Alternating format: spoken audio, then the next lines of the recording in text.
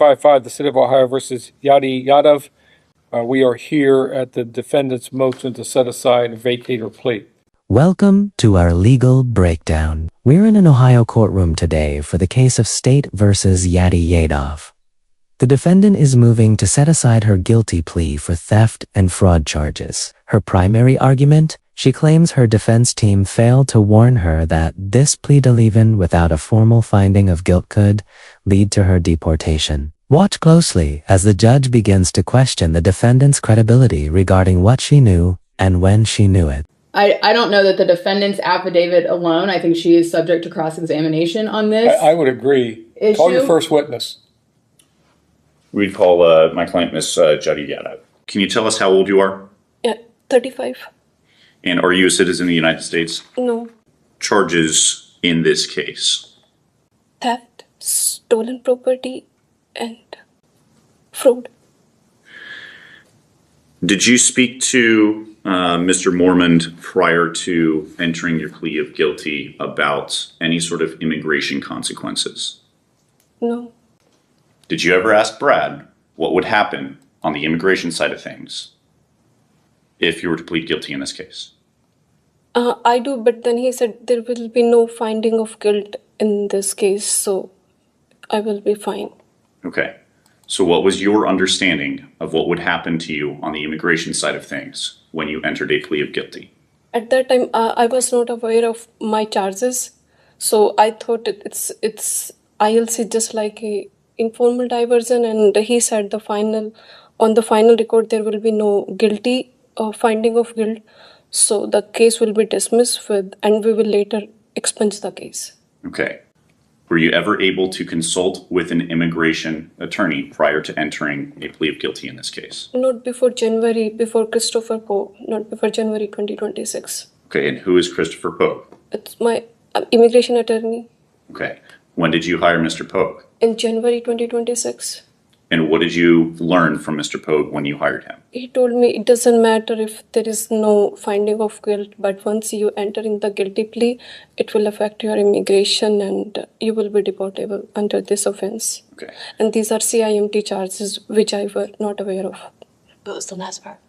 CIMT, crime involving moral turpitude, because I was not aware of the charges. So he said that if the crime is involving CIMT, crime involving moral turpitude, they affect immigration.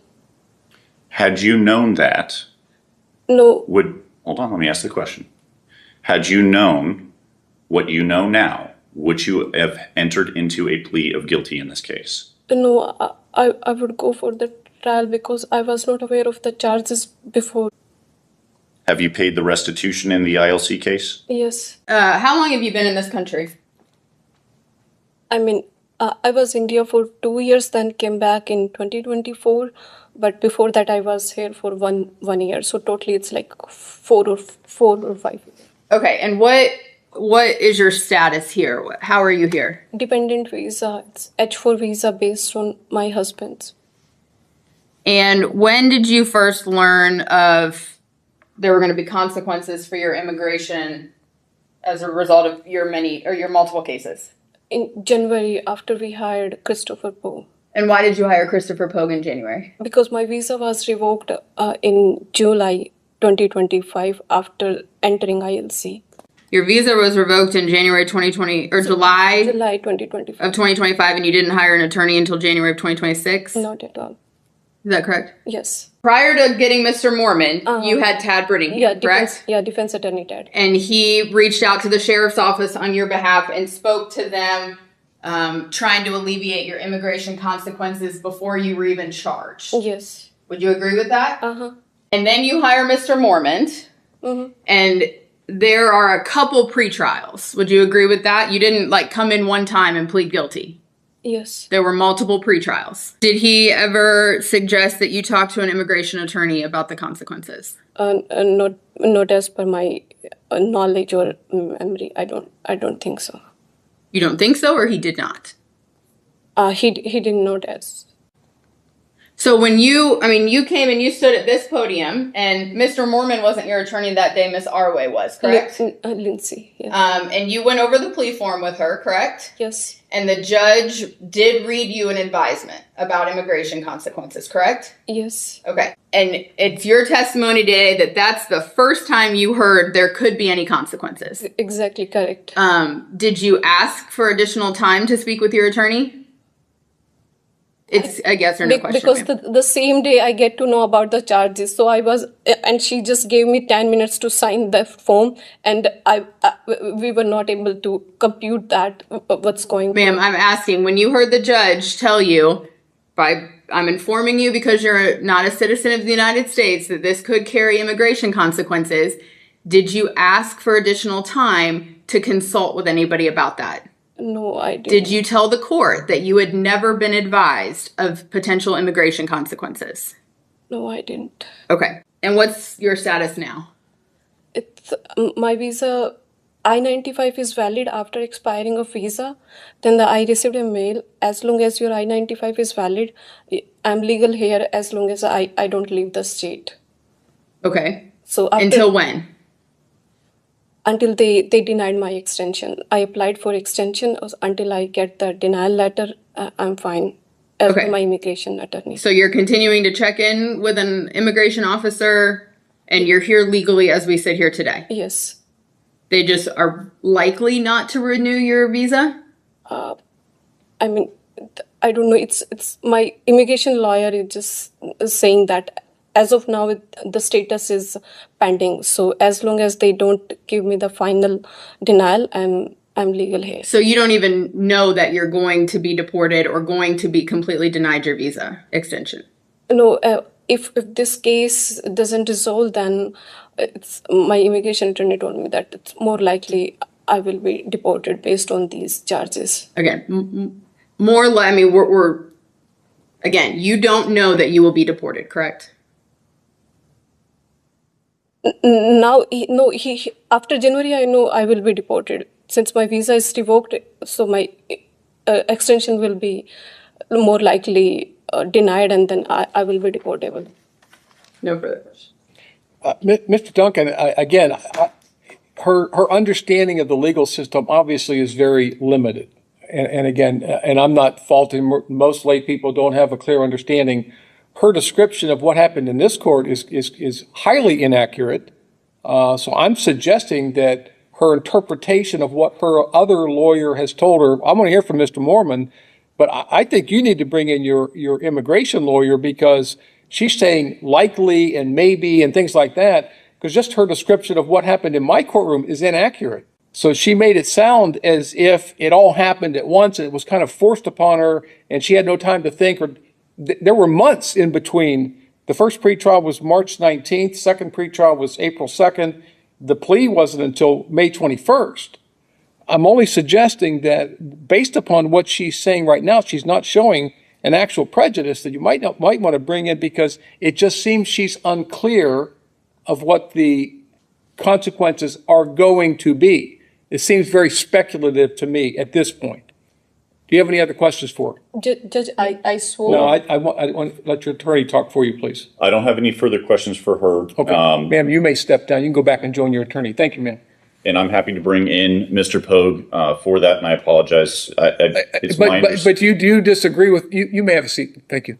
Do you disagree with what I'm saying? It because right now she still seems like she's, number one, she's very unclear about what happened in my courtroom. My notes are very accurate, and it matches what says on the docket as far as the number of times that she was here before me and the length of time between these hearings. This wasn't this wasn't just a few minutes. She comes into court one time and someone's sliding a piece. This moment marks a key turning point in the hearing. The defendant argues she was caught off guard, but the judge points to emails that suggest otherwise. In U.S. law, proving ineffective assistance of counsel means showing the lawyer performed poorly and that it affected the outcome. If the defendant was already consulting immigration experts, her claim of being unaware becomes weaker. Now, the focus shifts to how the judge uses these emails to question her credibility. Paper in front of her telling her to sign it, that's inaccurate. So, Mr. Duncan, I'm now very confused.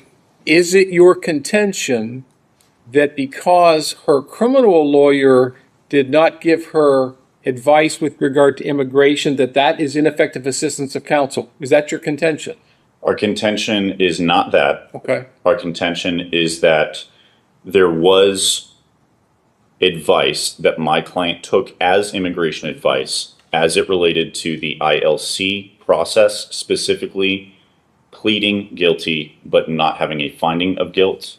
Well, yeah, Mr. Mormon clearly and accurately explained on this witness stand the ILC process. I mean, I would agree with what he said. It's accurate. The problem I'm having is it seems that she's blaming Mr. Mormon for her guilty plea because now because there may be additional consequences, but she sought the advice of at least two immigration lawyers. Is that true? I don't believe that is true, Your Honor. Well, that's what the email seemed to suggest. Could we recall, Ms. Yetta?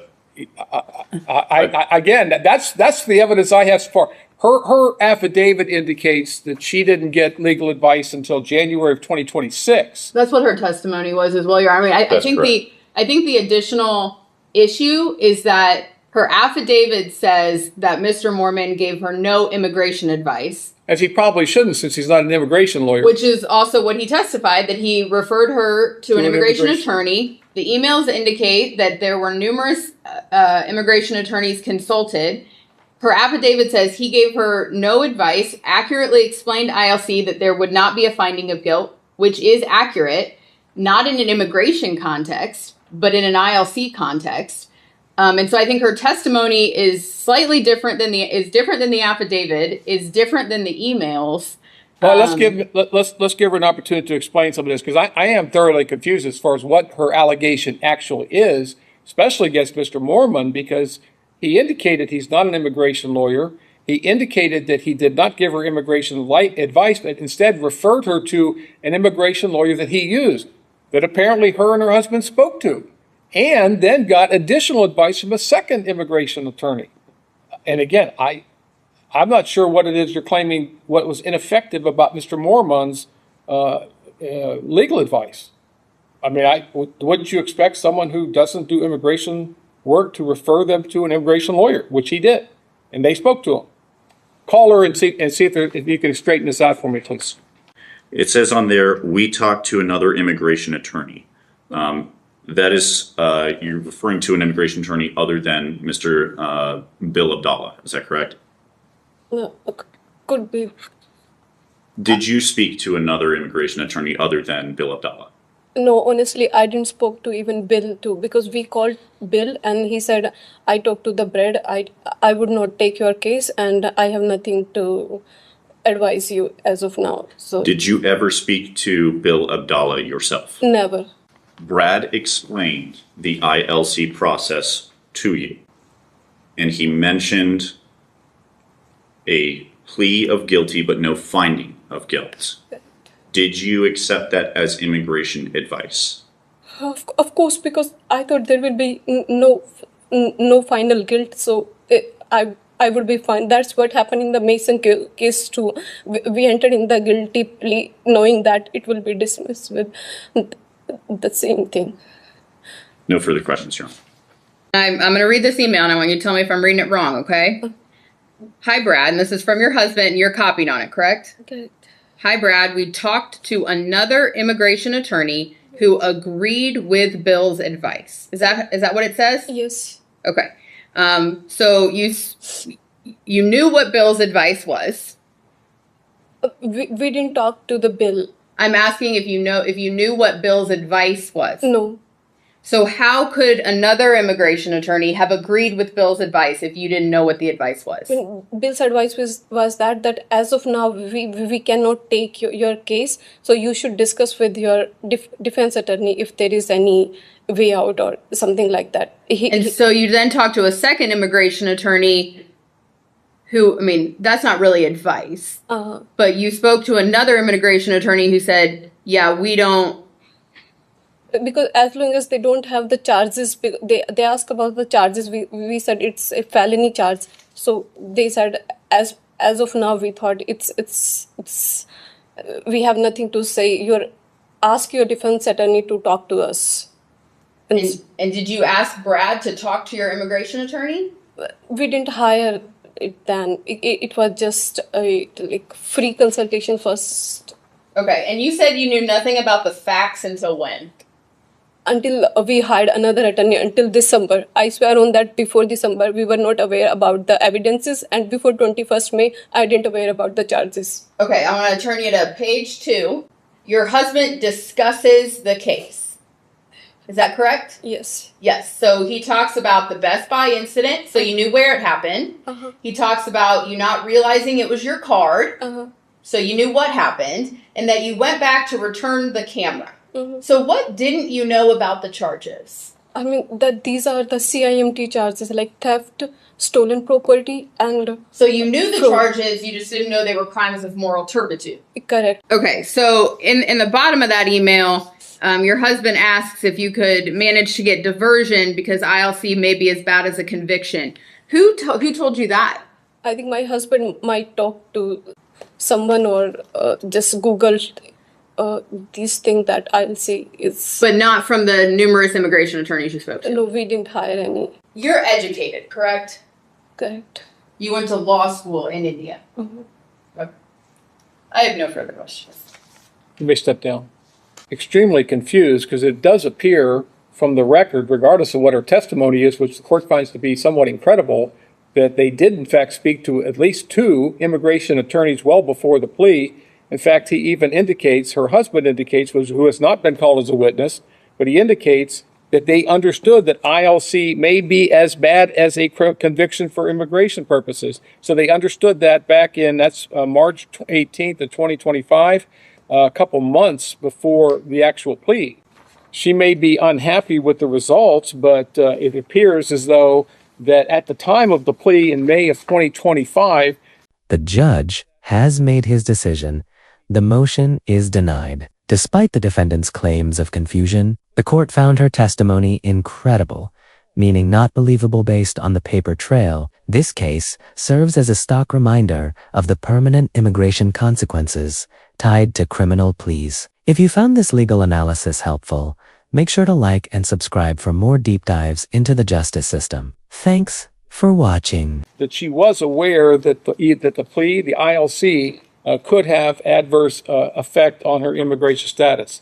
The court will issue a written decision, but the motion is going to be denied. Anything else, folks? No, Your Honor, thank you. All right, that's all.